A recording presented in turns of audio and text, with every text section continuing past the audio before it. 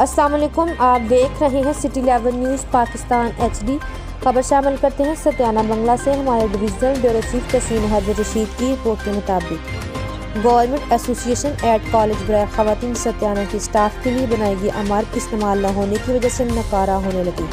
भूत बंगले का मनाजर पेश करने लगी। अगर स्टाफ इमारत को इस्तेमाल नहीं करता, तालबात के इस्तेमाल में लाया जाए। अवाम और समाजी हलकों का मुतालबा।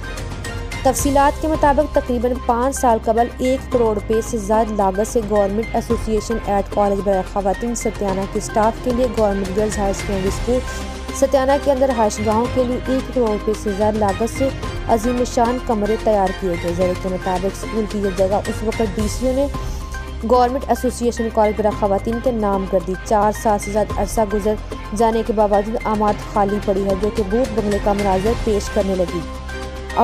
वैरानी मनाजर पेश करने लगी। इमारत के इर्द गिर्द बेतहाशा घास पैदा हो चुकी है, जिसकी वजह से government girls higher secondary school Satyana भी अपनी खूबसूरती खो रहा है।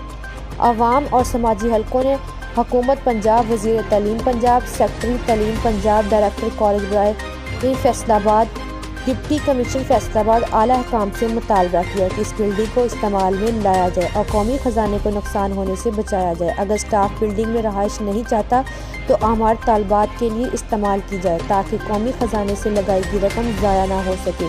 अवामी और समाजी हलकों ने खदशा ज़ाहिर किया है कि अगर इस इमारत को इस्तेमाल में ना लाया गया तो इन कमरों में आवारा और नशिस्तों की अमा जगह बन जाएगी। मज़ीद खबरों के लिए देखते रहिए सिटी 11 न्यूज़ पाकिस्तान HD।